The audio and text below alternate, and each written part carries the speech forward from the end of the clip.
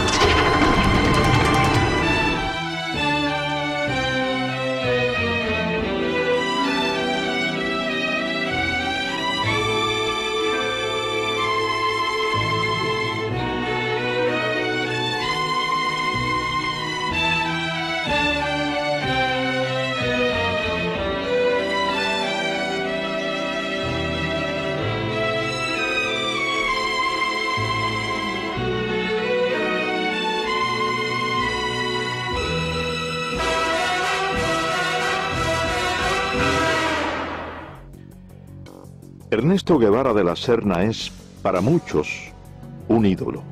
Para otros, solamente el esqueleto de un falso mito que ha tejido el cruzar de la historia. Las anécdotas sobre un joven idealista, luchador infatigable a favor de los necesitados, de un Robin Hood latinoamericano, han sido desmentidas por varios historiadores. Guevara, hasta llegar a Guatemala, no tenía formación ideológica ninguna. Era el aventurero aquel que lo que le interesaba era el juego de fútbol y la indiferencia y la fotografía que tomaba. Y entonces, cuando está allí en Guatemala, que comienza la invasión, él le escribe a su tía una carta: me estoy muriendo de la risa, no dice muriendo, dice una grosería, que no quiero repetirlo, de la risa, viendo a la gente correr por las bombitas que están tirando estos aviones. O sea, él es un espectador de aquella lucha que tiene parte del pueblo de Guatemala que respalda a Arbenz y las tropas de Castillo Armas que al fin dominan la situación y derrocan al gobierno de Arbenz.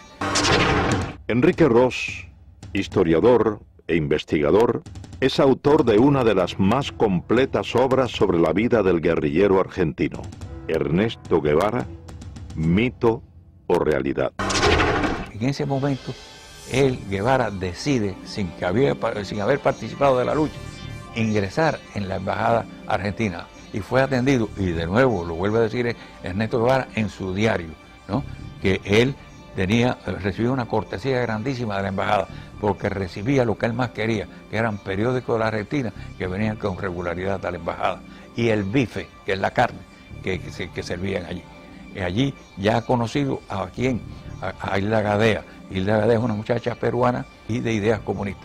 Y es Hilda Gadea quien empieza a formar ideológicamente a Ernesto Guevara y quien lo presenta a una serie de figuras, lo había presentado, del gobierno de Arbenz. Así que ahí es cuando él empieza a formarse. Y ya había ha hecho contacto también a través de Hilda Gadea con Ñico López, que es el primer cubano con quien él hace contacto en Guatemala. Es Ñico, el Flaco López, quien lo recluta y lo presenta al grupo de cubanos exiliados que militaban en el movimiento 26 de julio en Guatemala. De esta forma, Guevara inicia una faceta de revolucionario y posteriormente viaja junto al grupo de cubanos a México. Varios estudios apuntan a que Ernesto Guevara, a su llegada a México, ya tenía definido su carácter de hombre cruel, de ejecutor de sus potenciales enemigos.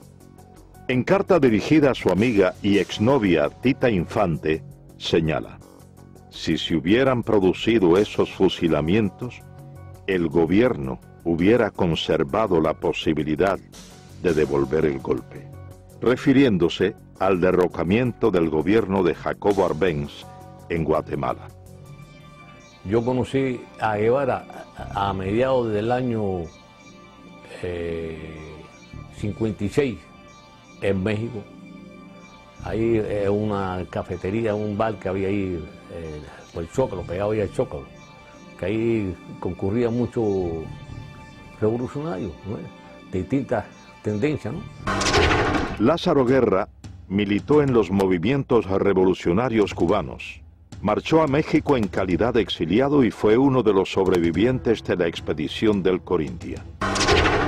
A mí el que me presenta es Ñico López. Pero al otro día que Ñico López viene, me dice, óyeme, lo que te presenté fulano, eso no sirve, ¿verdad? No te creas que cualquier cosa, eso no sirve. Él no es como tú y como nosotros y como yo. Este tipo es un tipo maquiavélico, ¿sabes? Y él es que le lleva y trae a Fidel todo el trajín de nosotros. Es un tipo repugnante, ¿no? Que Fidel llegaba y él decía, iba corriendo, ¿no? Para donde estaba Castro, ¿no? Y Castro, fíjate, le gustaba y le gusta que lo adulen, ¿no? Esa es la persona de él. Sí, él vino a pedirme ayuda. Me dijo que había 11 cubanos durmiendo en el suelo en el departamento de María Antonia González. Una pobre mujer en un departamento muy chico y estaban durmiendo en el suelo. Y aquello me tocó el alma. Y le dije, mándame 7 o 8 para acá, yo les haré una comida al día y alojamiento. Orlando de Cárdenas, periodista, fue amigo de Fidel Castro. Vivía en México y fue uno de los principales colaboradores del movimiento 26 de julio en tierras aztecas. A él al principio se le dijo doctor Guevara o Ernesto Guevara, pero cuando vimos que él se hacía burla de nuestra manera de hablar, entonces en represalia ya no le dijimos nunca más Guevara ni Ernesto, le decíamos el Che. Para todo el Che y el Che y el Che, y se le quedó lo del Che, que hasta el mismo Fidel y Raúl le decían el Che. Ya, y se lo decíamos muchas veces con un poco de sorna, como para restregarle en la cara lo que él nos había hecho a nosotros. Nunca nos vio completamente como compañeros. Guevara nunca llegó a intimar totalmente con el grupo de jóvenes revolucionarios cubanos. Cuentan quienes compartieron con él el entrenamiento militar en tierras aztecas que su desprecio hacia los cubanos siempre se hacía sentir. Sentimiento que extendía a los negros y al pueblo mexicano, a quienes constantemente menospreciaba. Llegamos a México el 10 de diciembre de 1955 y Fidel me presentó y me dijo, muchachos, este es el coreano, él va a ser nuestro instructor militar. Miguel Sánchez, el coreano, combatió junto a las tropas estadounidenses en la Guerra de Corea. Fue reclutado por Fidel Castro como instructor militar de los cubanos que se entrenaban en México. Allí en la casa de María Antonia González conocí a Ernesto Guevara de la Serna, que después le decían el Che, todavía le decíamos el Chancho, porque él tenía poca afición por bañarse y siempre tenía un olorcito arriba que olía como a riñón hervido. Al principio quiso entrar en indisciplina y yo lo paré tranquilamente y le dije, yo estoy a cargo del entrenamiento militar, tú no eres más que un soldado. Se me puso a echar una sonrisita y yo le dije, 20 planchas, Ernesto Guevara de la Serna, y dio las 20 planchas. Él despreciaba a los negros. Muchísimas veces tenía problemas con Juan Almeida Bosque, que le decía el negrito, y Juan Almeida se insultaba, y entonces yo dije, mira Juan, tú lo que tienes que decirle cuando te diga el negrito, dile, tú eres el chancho porque tú no te bañas. Y así se lo decía Juan Almeida Bosque. Después despreciaba a los indios. Fíjate cómo dijo, la indiada analfabeta de México. El 24 de junio de 1956, De México. El 24 de junio de 1956, un grupo de los presuntos expedicionarios es capturado por las autoridades de migración mexicana. Ernesto Guevara estaba entre ellos. Varios estudios acusan a Guevara de haber sido informante o delator al colaborar con las autoridades por temor a una posible deportación a la Argentina, su tierra natal, a principios de julio de ese año. Juan Almeida Bosque, él me dijo a mí que Ernesto Guevara de la Serna, el Che o el Chancho, había colaborado con la policía cuando nos arrestaron al grupo y lo llevaron a la cárcel migratoria de Miguel Schultz. Y él se había puesto en contacto con las autoridades de México para entregar todas las armas del rancho de Santa Rosa de Chalco.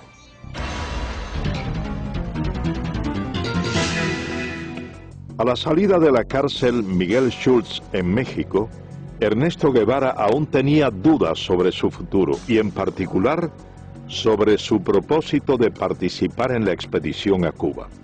En carta dirigida a su madre le manifestó su intención de cambiar los planes y viajar a Europa y a la China de Mao. Finalmente, Ernesto Guevara de la Serna llegó a formar parte de la expedición del Granma, sobrevive el combate de Alegría de Pío y logra posteriormente internarse junto al reducido grupo de sobrevivientes en la Sierra Maestra.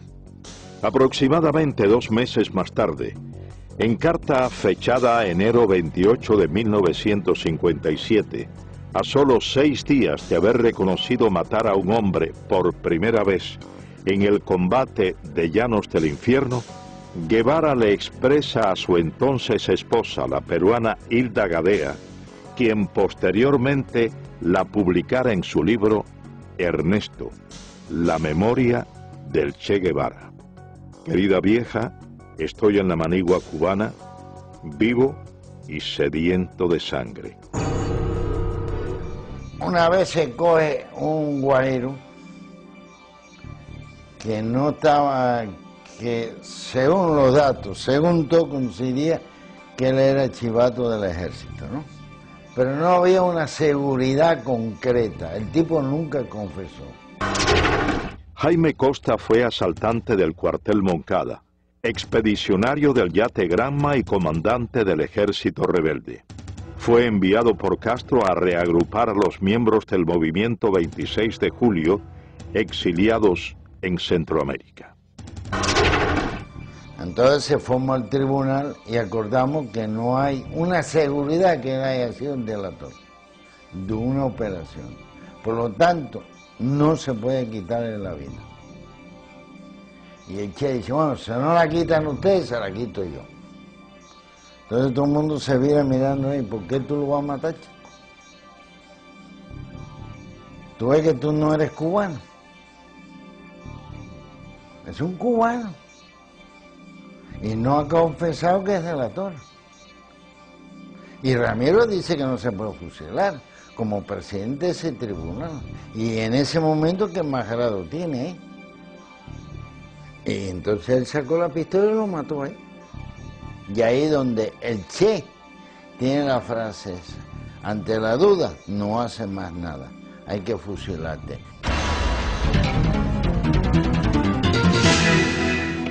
De esta forma Guevara asesina personalmente a Eutimio Guerra, un campesino que se había unido al ejército rebelde y posteriormente dirige otras ejecuciones en la Sierra Maestra. No había que comer, que llegamos y acampamos en la finca La Otimia, frente a las minas de Boicito. Luciano Medina fue capitán del ejército rebelde, hombre de confianza y correo de Fidel Castro. Participó en la invasión de Oriente a Occidente bajo las órdenes del comandante Camilo Cienfuegos. Llevábamos 3 días sin comer y el Che Guevara nos mandó que había que buscar un puerco. Y yo fui a casa de Carlos Sotolongo, que tenía una finquita allí cerquita de la mina, y compré un puerco que me costó 70 pesos. Entonces ya estábamos comiendo allí, toda la tropa estaba comiendo, y entonces llegó un señor y le dijo al Che Guevara, bueno, es que tenemos un chivato, que hay que ver cómo se saca ese hombre de aquí, que se llama Juan Pérez, dueño de la finca Rancho Claro, que es un cosechero de café. Entonces mandaron a buscar el hombre tenía 3 hijos, chiquitos de 4, 5 y 6 años, no tendrían más los chiquitos que tenía allí. Entonces cogieron y lo fusilaron. Y eso nos cayó mal a toda la tropa. Los fusilamientos se generalizaron. Varias investigaciones responsabilizan a Ernesto Guevara por el asesinato de al menos una docena de hombres en la Sierra Maestra. En la gran mayoría de los casos, sin tener pruebas incriminatorias. Yo conocí a Ernesto Guevara en la Sierra Maestra en el mes de marzo de 1958, que como corresponsal de guerra de la revista Bohemia fui a entrevistar a Fidel Castro. Agustín Hayes fue periodista de la revista Bohemia. Pasó aproximadamente 2 meses en la Sierra Maestra y como corresponsal de guerra entrevistó a Ernesto Guevara en su campamento. Cuando yo entrevisté a Ernesto Guevara en la Sierra Maestra en marzo del año 1958, entre las cosas que yo observé de él, que tenía una personalidad despótica, dura, cruel. Por ejemplo, le pregunto por su primera esposa, por Gadea, y entonces me dice, bueno, no sé de ella ni me interesa. Entonces le pregunto, bueno, ¿usted es médico? Y entonces, sí, pero a mí no me gusta la medicina. ¿Y qué es lo que le gusta a usted? La economía. Después, con el tiempo, estudiando la personalidad de él, es cuando uno confirma que él tenía esa característica de crueldad y de odiar.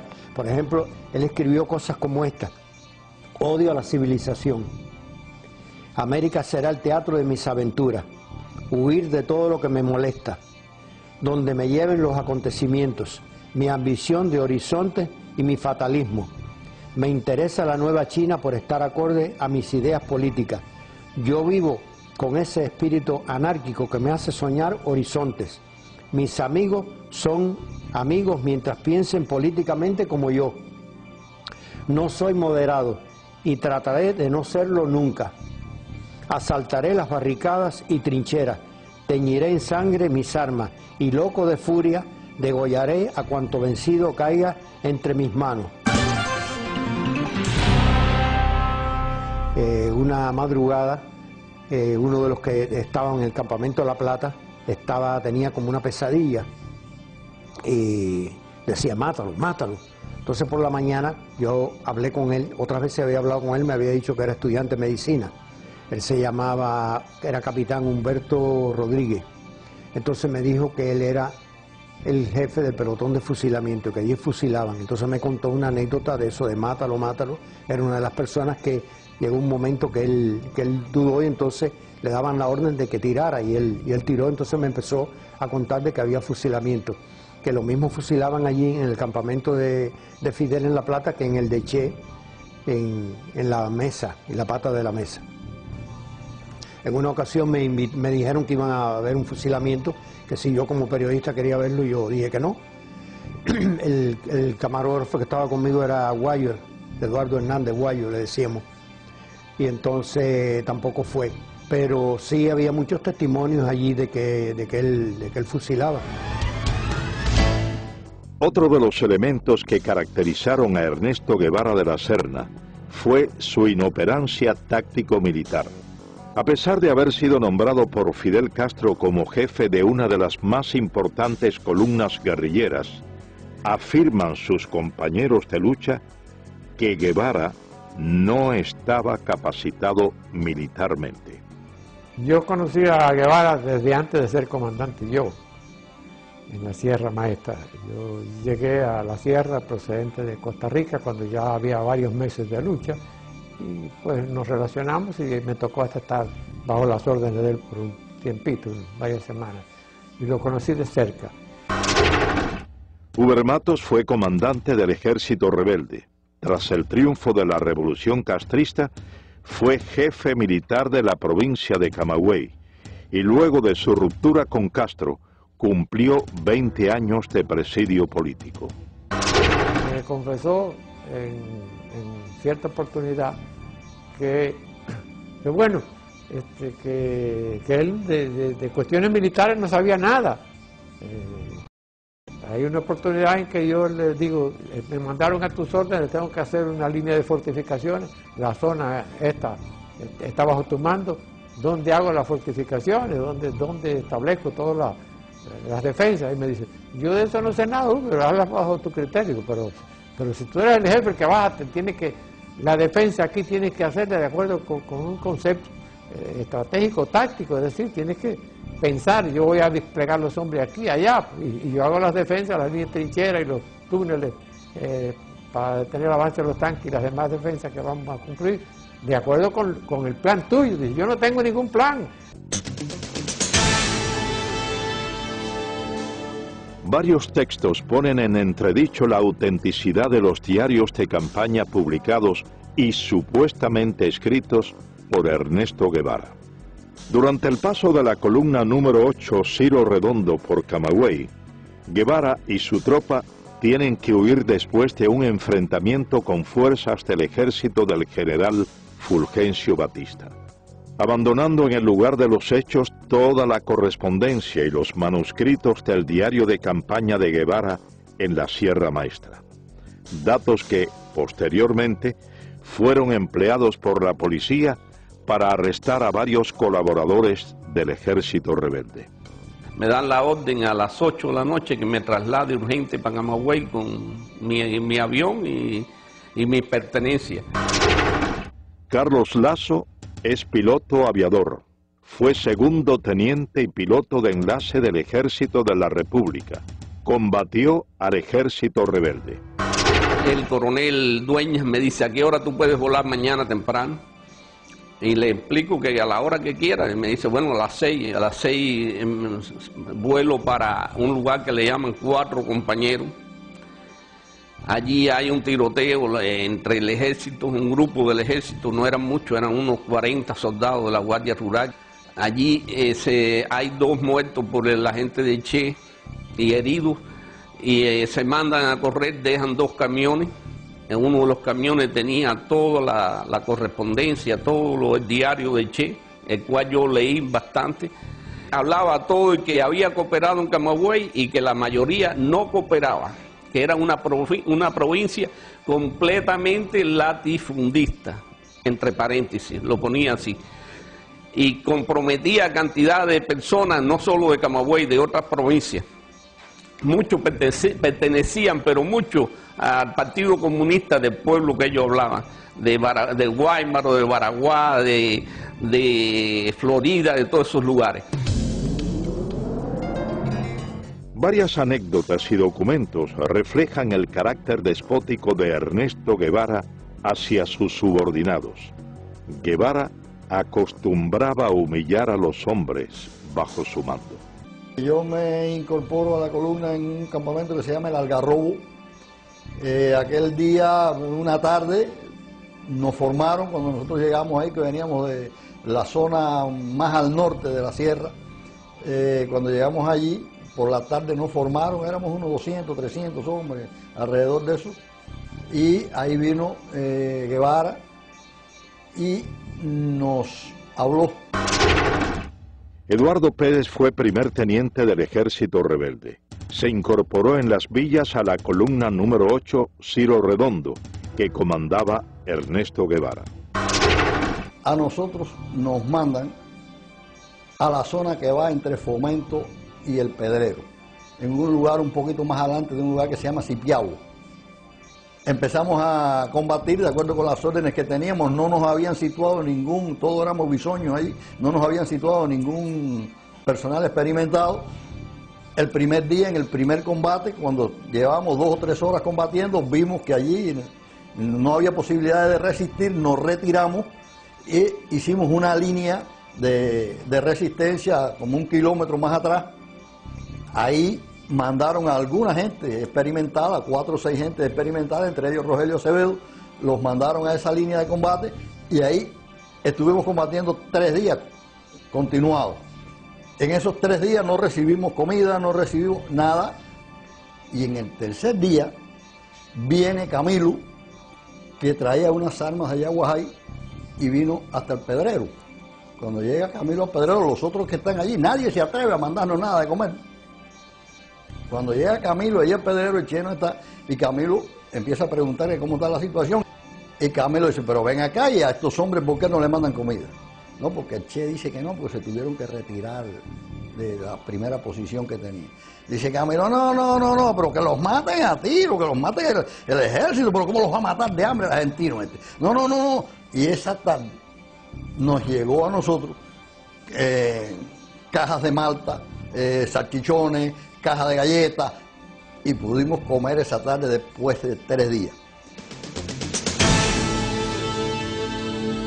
La primera misión de Ernesto Guevara tras su llegada a las villas fue tomar el control de la zona, hasta ese entonces en manos de los guerrilleros que operaban en el Segundo Frente Nacional del Escambray. Guevara realiza su primer contacto con los miembros del Directorio Revolucionario Estudiantil 13 de marzo y aprovecha la reunión para dejar en claro su posición de hombre fuerte y sin escrúpulos, al asesinar durante ese primer encuentro a 2 campesinos acusados de ser chivacos. Guevara llega a las villas. Él tenía un interés especial en hablar con nosotros, quizá por la aureola que representaba que los grupos nuestros estaban formados por gentes estudiantes, pichones intelectuales algunos. Roberto Bismarck fue capitán del Ejército Rebelde, miembro del Segundo Frente Nacional del Escambray, participó en el primer encuentro conocido como el Pacto o Reunión del Pedrero. Fuimos a la reunión aquella, una reunión que tuvo lugar en el Pedrero, una sección del campamento de nosotros, y allí lo conocimos. Lo conocimos como podíamos conocer a cualquier otro. Y estuvimos conversando quizá un periodo, quizá de unas 4 o 5 horas. Ese fue el contacto mío y de nosotros con este personaje. Pensamos que este hombre no tenía ninguna intención idealista ni remotamente. Por ejemplo, un hecho que resultó bastante chocante para mi persona. Hubo una operación, una pequeña operación militar, en la cual se logró apresar algunas personas, algunos de ellos guajiros, que supuestamente habían estado colaborando, a mí no me contaba, pero eso era lo que se le adjudicaba, con el régimen de Batista. En forma arbitraria, yo fui testigo de que el Che Guevara dijo que a esa gente, como eran unos colaboradores de la llamada dictadura, había que castigarlo con la muerte. Y sin juicio previo, incluso contra la protesta, no vamos a decir protesta, contra el juicio de nosotros de que no debía de acelerarse un tipo de acción en ese momento porque no habían garantía para la persona que supuestamente estaban acusadas. El Che Guevara dijo que no, que eso había que matarlos. Y a 2 de ellos fui testigo presencial de que con su pistola los mató. Ernesto Guevara subestimó a los miembros del Segundo Frente Nacional del Escambray que combatían en la zona central de la isla y no aceptó la autoridad de los comandantes que combatían en esa región montañosa. Al entrar el Che Guevara a la provincia de Las Villas, por la parte noroeste de Banao, nos encontramos con él allá, que él estaba acampado con miembros del directorio revolucionario, con el comandante Cubela. Elías Nazario fue capitán del Ejército Rebelde, miembro del Segundo Frente Nacional del Escambray y ayudante personal del comandante de la Revolución, Jesús Carrera Sayas. Él y el comandante Carrera tuvieron una buena discusión, ¿no?, por la zona que se estaban disputando, ¿no?, porque ya el Che venía diciendo que era comandante en jefe del Escambray. No era cierto, porque el comandante jefe del Escambray era Eloy Gutiérrez Manoyo en aquel momento. Y la discusión fue fuerte, pero fuerte, en la que Jesús le dijo, tu zona es la tuya y la mía es la mía. Y si brinca la zona mía, vamos a tener problemas. Porque Guevara nunca le contestó a él. Agachó su cabeza y dejó escapar, vaya, Y entonces intervino en esa discusión el comandante Armando Acosta Cordero, estaba el comandante Ramiro Valdés, y entonces intervino en esa discusión el comandante Armando Acosta Cordero, estaba el comandante Ramiro Valdés, el capitán Olo Pantoja, cuando era capitán. Es precisamente el fusilamiento del comandante de la Revolución, Jesús Carreras Sayas, uno de los hechos que resaltan el carácter vengativo de Ernesto Guevara de la Serna.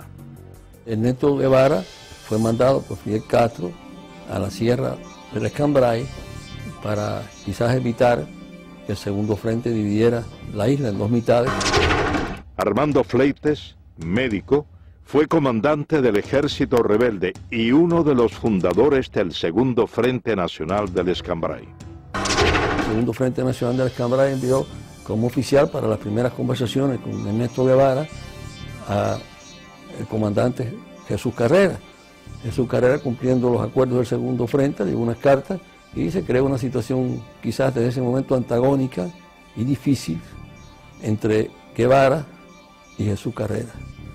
Resultante de esa situación, en el transcurso del año que pasó, pues se fue acentuando la situación personal y nosotros, yo personalmente y unos cuantos oficiales más del Segundo Frente, en la cabaña, le planteamos que si era tanto, no había que hablar mucho, que nosotros lo enviaríamos a buscar y que en un duelo, en una forma frontal, se dilucidaran esas situaciones.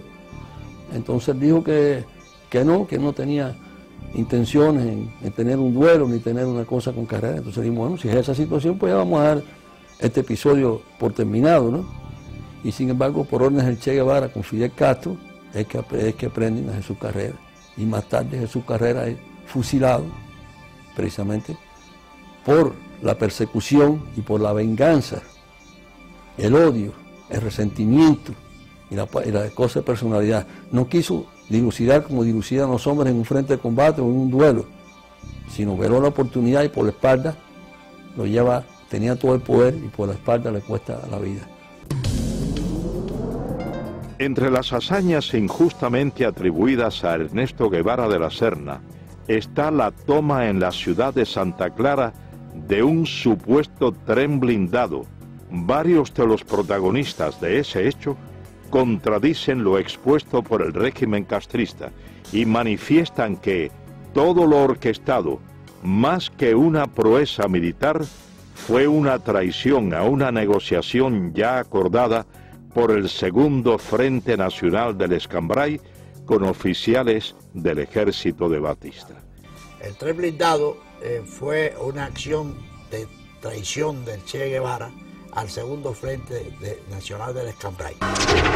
Lázaro Asensio, abogado y periodista, fue comandante del Ejército Rebelde y miembro del Segundo Frente Nacional del Escambray. Las tropas nuestras estaban peleando en la zona de Manicaragua y de Cumanayagua. Y el señor Cuso Gómez fue a verme para venir a avisarme de que el tren blindado, el famoso tren blindado, estaba dispuesto a entregarse al Segundo Frente Nacional del Escambray. Las condiciones eran muy sencillas. El tren blindado, los elementos del tren blindado, los soldados del tren blindado iban a entrar por la zona del acueducto de Santa Clara y allí nos iban a entregar las armas con el compromiso de que ellos se quedaban allí sin pelear contra sus compañeros. Pero por filtraciones que sucedieron, el Che se entera de esa posibilidad y entonces, ¿qué es lo que hacen ellos? Atacan al tren blindado antes que darle la oportunidad que el tren blindado se entregara a nosotros y ahí se produce el ataque de Santa Clara. Es precisamente a raíz de la entrada a la ciudad de Santa Clara de la columna número 8 Ciro Redondo, comandada por Ernesto Guevara, cuando comienzan las ejecuciones indiscriminadas tal y como había ocurrido en la Sierra Maestra. Guevara ordena, sin la realización de procesos judiciales, el fusilamiento de varias decenas de personas supuestamente acusadas de haber cometido crímenes o de ser delatores del depuesto régimen. El primero que entra en Santa Clara, la ciudad estoy hablando, es el Che. Y Félix Torres, un viejo comunista de las villas, le va diciendo al Che quién eran los chivatos de Batista. Y el Che, sin más ni menos, los va cogiendo, sin interrogar, y los va matando. En eso entra el segundo que entra en Santa Clara, es Camilo. Y entonces Camilo tiene una expresión, coño, pero aquí se han bañado en vez de con agua, con sangre, porque donde quiera hay un muerto tirado en una esquina. Han acabado con este pueblo.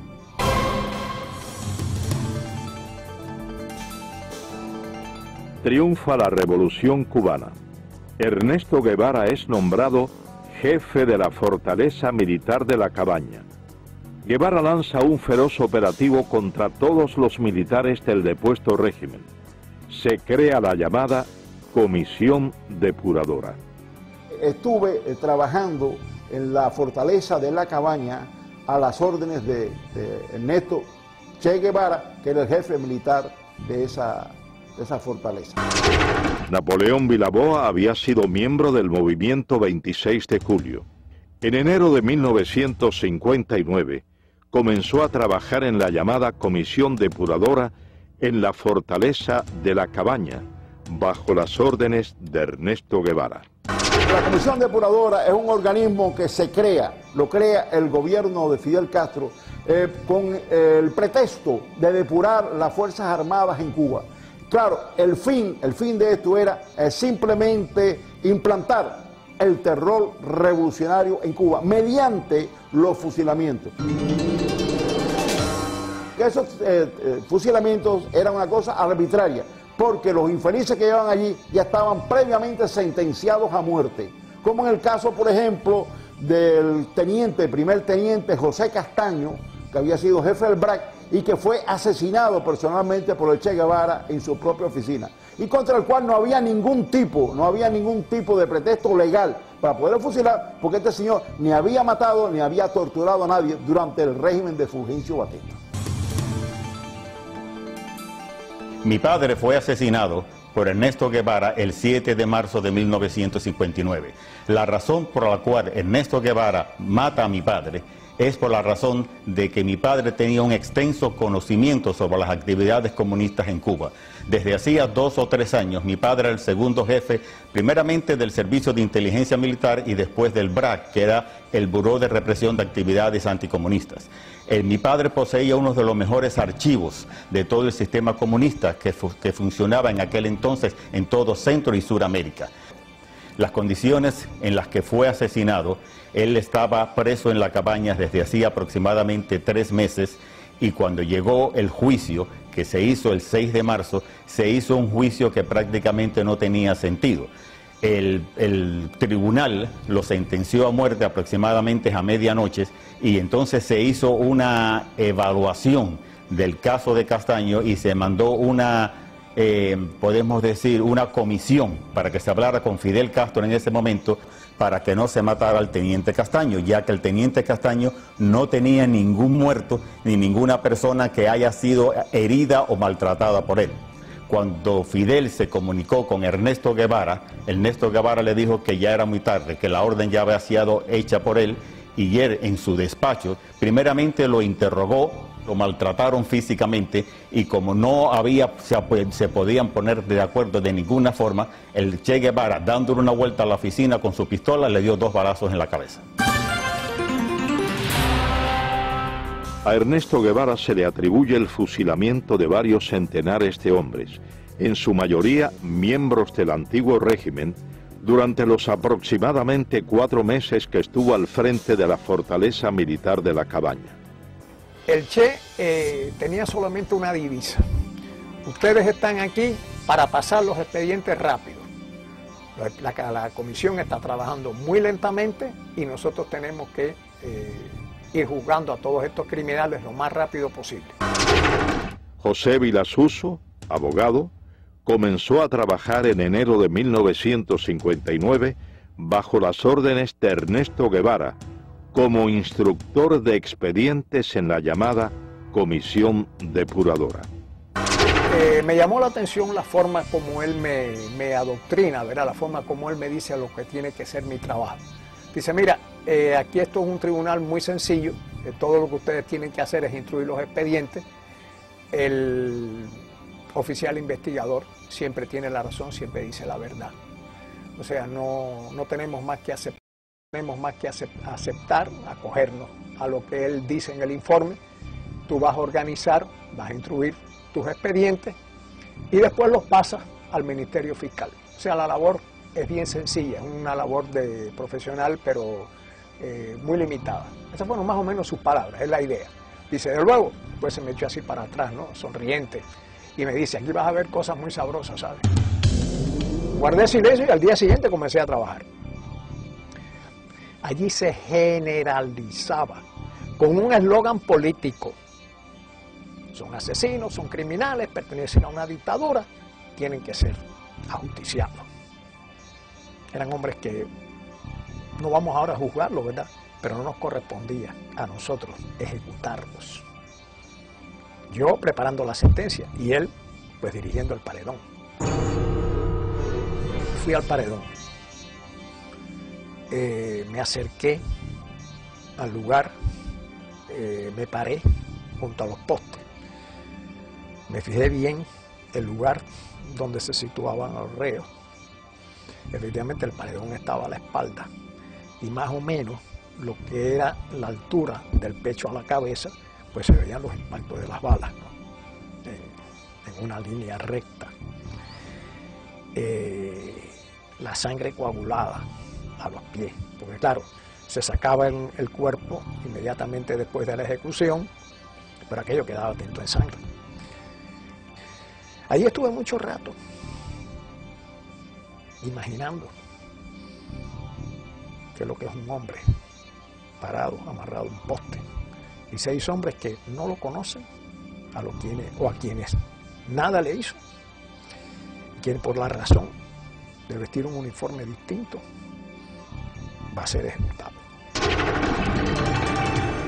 Sin la presencia de pruebas incriminatorias, sin la posibilidad del ejercicio de una defensa justa, cientos de hombres fueron condenados a la pena de muerte por fusilamiento mediante sentencias preestablecidas en los denominados juicios sumarísimos.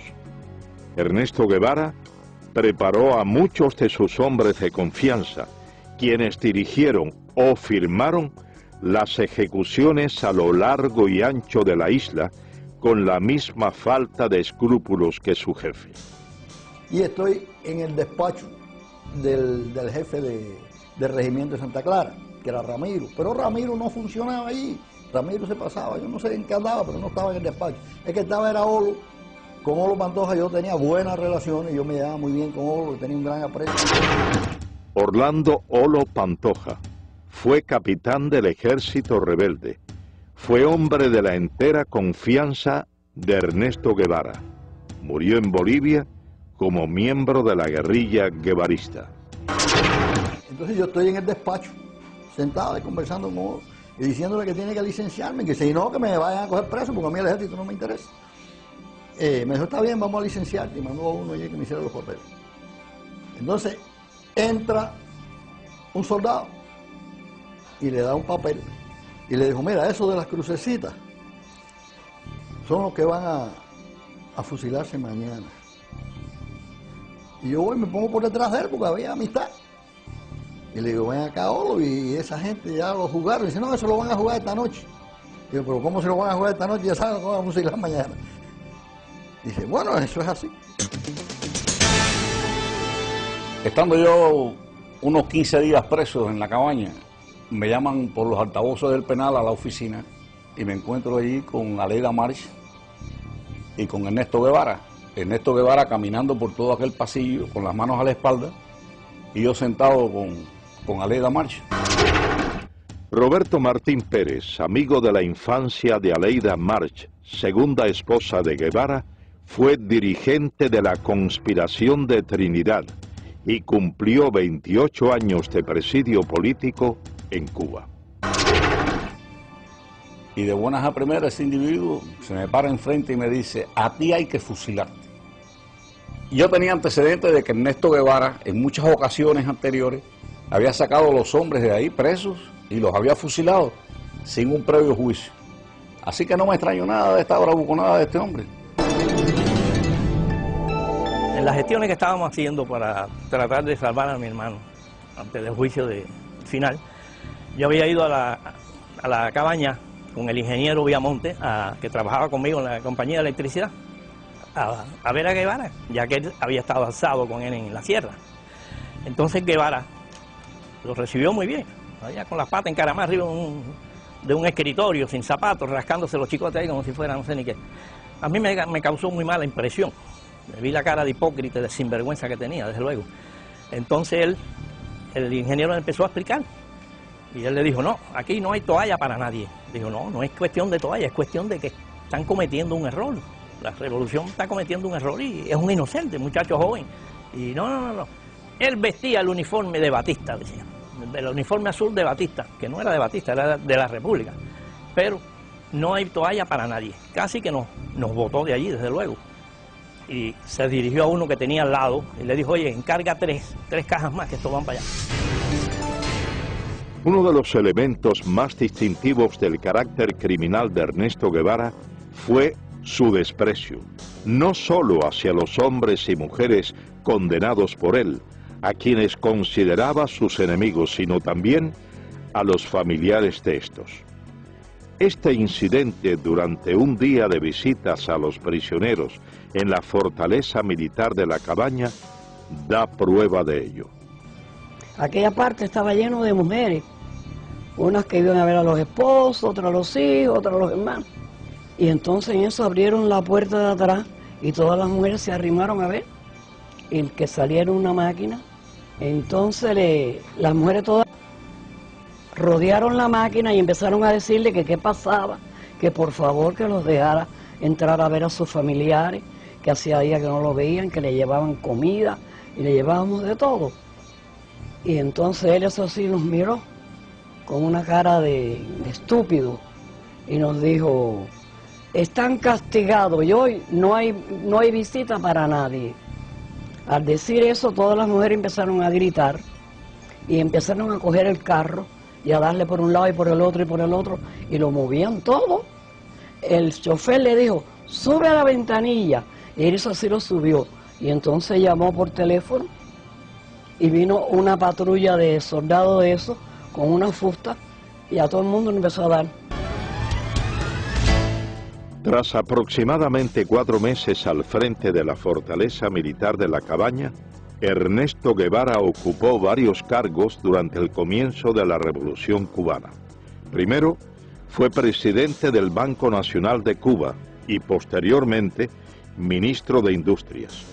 En todos estos, primó su incapacidad profesional y una constante, sembrar el terror como base o medio para el sometimiento.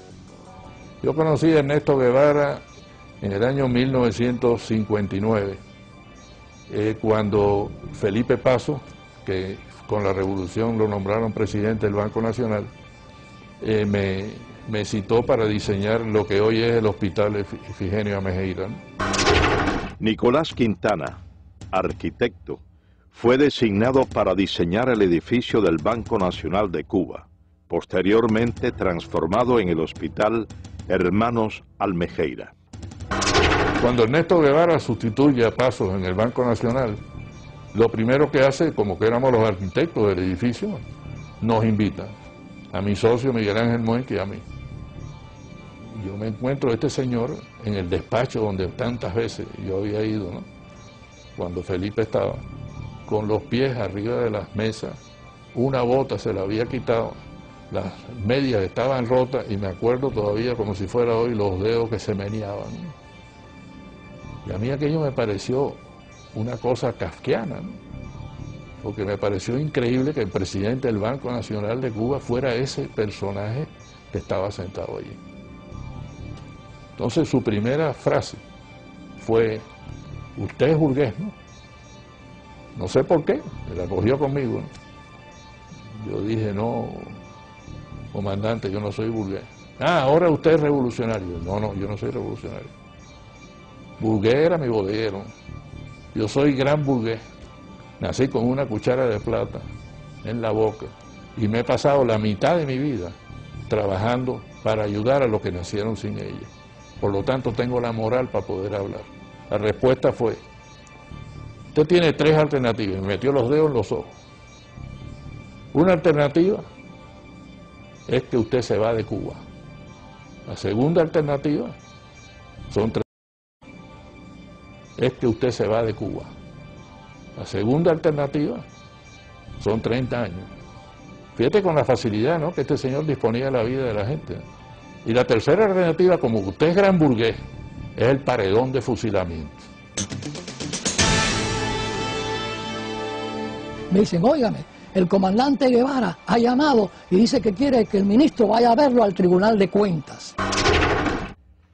José M. Illán, economista, fue subsecretario de Hacienda y miembro del primer gabinete ministerial de la Revolución Castrista en 1959.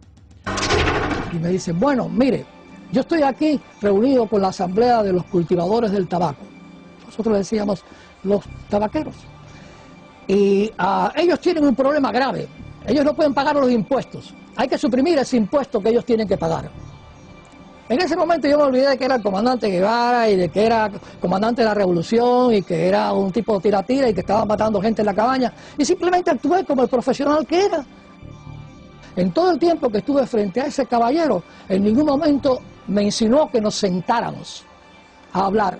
En ningún momento movió su mano, y yo tampoco la mía, para estrechar mi diestra. Y su desplante era absoluto ante un civil, un cubano más, que venía aquí y que se había atrevido a decirle que no a lo que él había propuesto. Pero como él no sabía de lo que estaba hablando, era la técnica que muchos de ellos usaban y la gente por miedo no se le enfrentaba.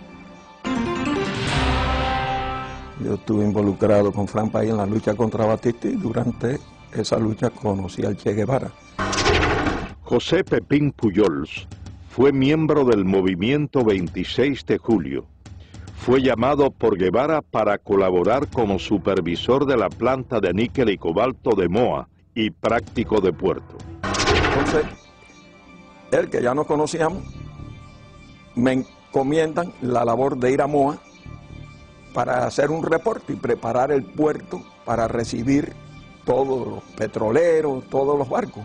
Y cuando yo vuelvo en una de las tantas reuniones que tuvimos en La Habana, entró un ayudante del Che con un montón de papeles y se quedó parado. Entonces el Che le dijo: ¿qué quieres? Le dice: pasa que estos son revolucionarios.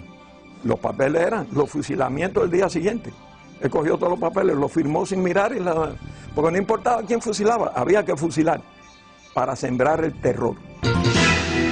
Entonces muchos de los ingenieros jóvenes hablaban con él bajo la intimidación que tenía, de esa arrogancia, de decirte: la revolución no tiene a menos fusilar al mejor de los comandantes, así que no es nada fusilar al mejor de los ingenieros. Todo el mundo trabajaba bajo esa presión de no equivocarte. Entonces tú te limitabas a hacer las cosas en la manera más segura. Como práctico de puerto, es un riesgo entrar un barco de noche. Pues no, cerré el puerto y el barco se tenía que quedar esperando allá afuera, que le costaba, incrementaba el costo de demoras. Pero todo el mundo empieza a trabajar con temor. Ernesto Guevara de la Serna, a pesar de ser tan cruel y despiadado con sus enemigos políticos y practicar el despotismo en exceso y en ocasiones la indiferencia con sus subordinados, siempre sintió temor al enfrentar a Fidel Castro. Varias investigaciones muestran que desde el primer encuentro entre ambos, en Ciudad de México en 1955, Guevara mostró ese sentimiento y Fidel Castro, al constatarlo, llegó hasta abusar del guerrillero argentino. Mientras yo esperaba allí en el tercer piso, hablando con Fidel, ese día que me empezó a preguntar cómo andaban las cosas, y yo igual. José Ignacio Rasco, abogado, compañero de Fidel Castro durante 11 años de la etapa estudiantil, fue llamado por este a colaborar con la revolución en el año del triunfo insurreccional. Y en eso llega el Che Guevara, y el Che Guevara le dice algo a Fidel que había que proteger a un señor que estaba acusado de que podía traicionar a la causa revolucionaria y que había que fusilarlo. Y entonces Fidel ha cogido por la solapa al señor Che Guevara y pero Che, no seas idiota, no te acobardes, si tú quieres lo fusilas, si te parece mejor lo pones en un avión y lo mandas para el exilio, o si no lo dejas que se pudre en la cabaña. Esta anécdota, a mi juicio, retrata cómo era la sumisión de el Che Guevara a Fidel Castro en aquellos momentos ya. Es decir, siempre le tenía pánico, le tenía miedo. Podían discutir mucho, pero al final el Che siempre agachaba la cabeza. Tras apenas 4 años de haber llegado al poder, Ernesto Guevara se convierte en una de las principales banderas propagandísticas de la Revolución cubana. Durante su intervención ante la Asamblea General de las Naciones Unidas, el 11 de diciembre de 1964, Guevara, haciendo uso de su derecho a réplica y debido a las constantes interrogantes de los delegados presentes, reconoce la realización de ejecuciones en la isla. Fusilamientos, sí, hemos fusilado, fusilamos y seguiremos fusilando mientras sea necesario. Nuestra lucha es una lucha a muerte.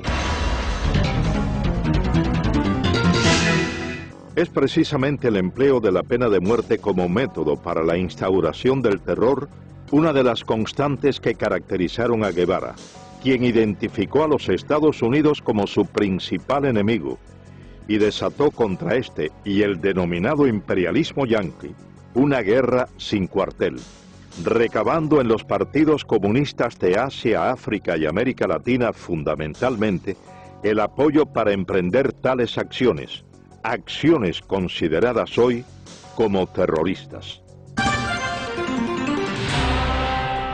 Durante su mensaje a la Tricontinental, Guevara proclama textualmente: el odio como factor de lucha, el odio intransigente al enemigo, que impulsa más allá de las limitaciones naturales del ser humano y lo convierte en una efectiva, violenta, selectiva y fría máquina de matar. Nuestros soldados tienen que ser así. Un pueblo sin odio no puede triunfar sobre un enemigo brutal. Seguidamente, Ernesto Guevara expresa una frase considerada por varios investigadores como uno de los fundamentos del terrorismo moderno. Hay que llevar la guerra hasta donde el enemigo la lleve, a su casa, a sus lugares de diversión, hacerla total. Hay que impedirle tener un minuto de tranquilidad, un minuto de sosiego fuera de sus cuarteles, y aún dentro de los mismos, atacarlo donde quiera que se encuentre, hacerlo sentir una fiera acosada por cada lugar que transite.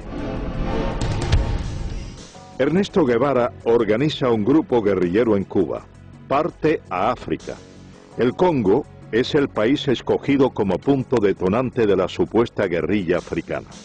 Y llega Guevara al Congo, participa en una serie de batallas, pierde todas las batallas, nadie lo atiende, los dirigentes del Congo no le prestan atención, nos dice que Kabila lo tiene a él como un becario, así como cero a la izquierda, y entonces pierde. Las naciones que rodean al Congo exigen que salgan del Congo los tropas extranjeras, y las tropas extranjeras eran las de Sudáfrica que estaban allí, y también las de Guevara, el grupo cubano.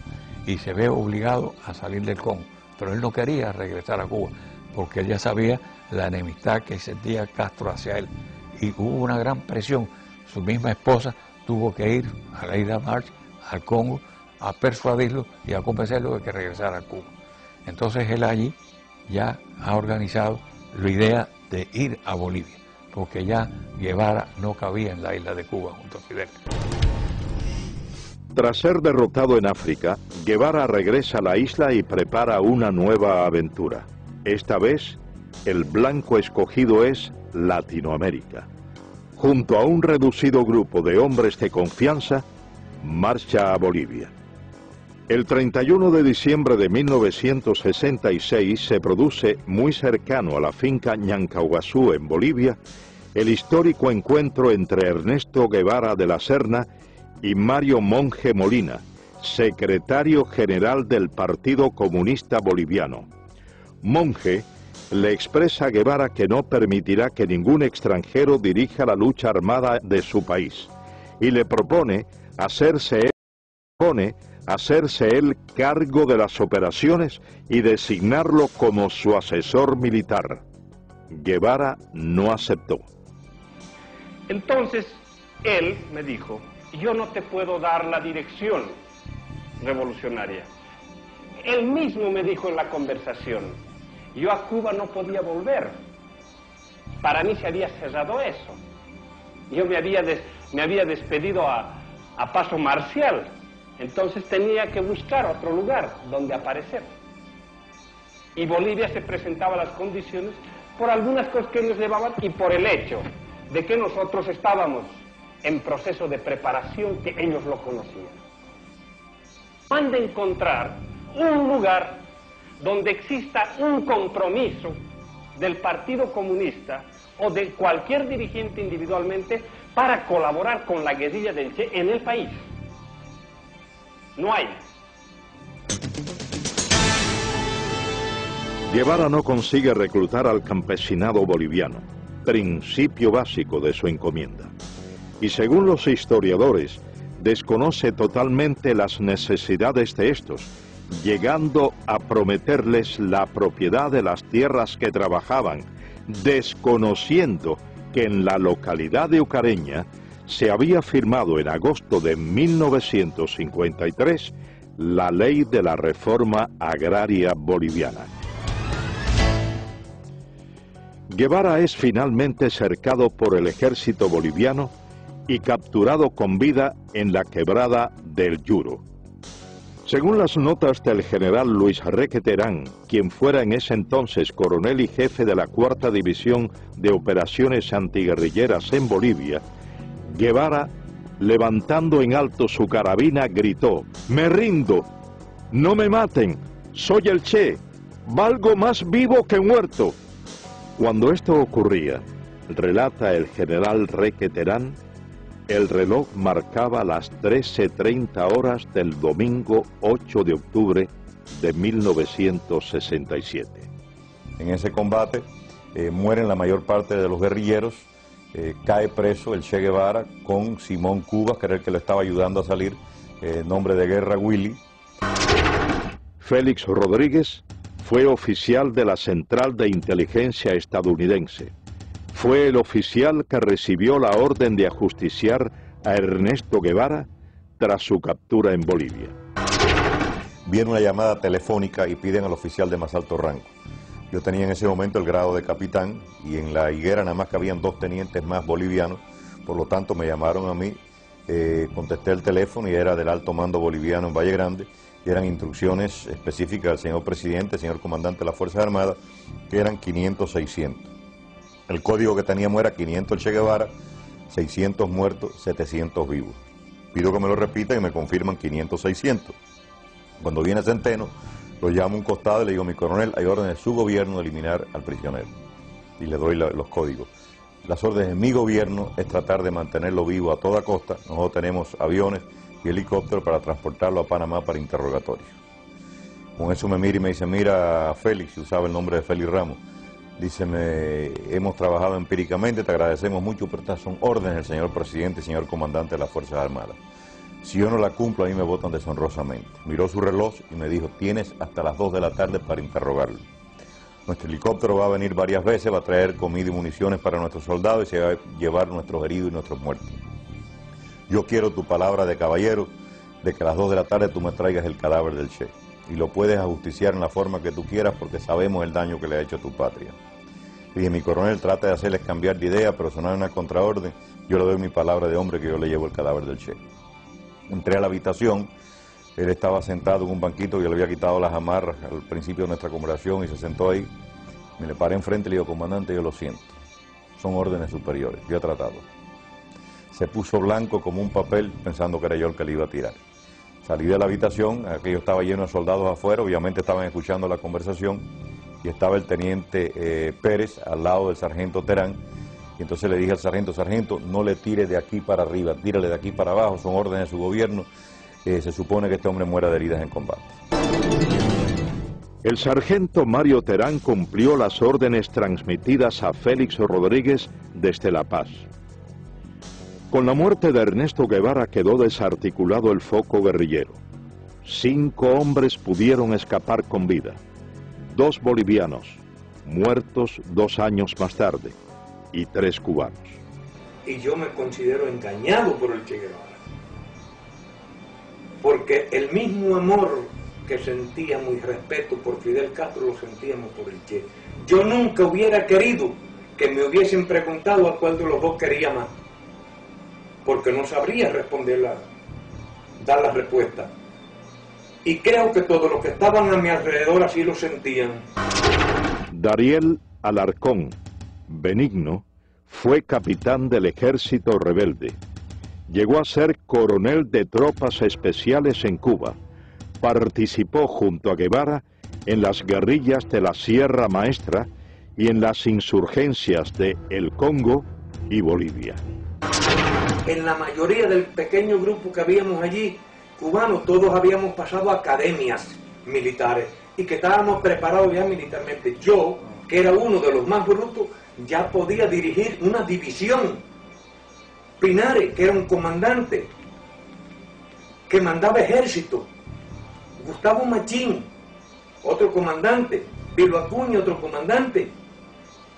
Todos éramos reclutas. Ninguno podíamos tomar la decisión aún ni de situar una posta. Éramos nulos.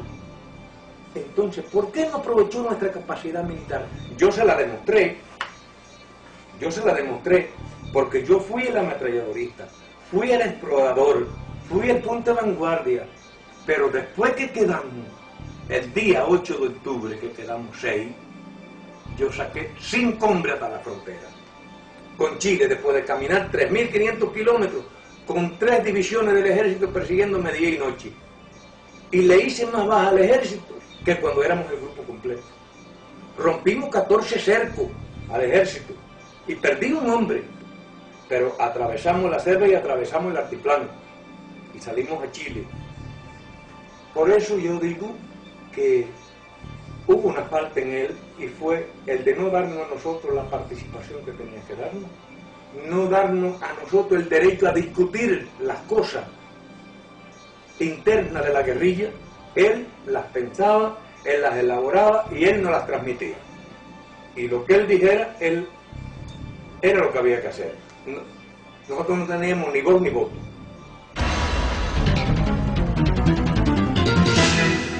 Ernesto Guevara de la Serna finalizó su aventura como guerrillero en La Higuera el 8 de octubre de 1967. A casi 4 décadas de su muerte, para unos queda el mito, para otros solo el recuerdo de una pesadilla.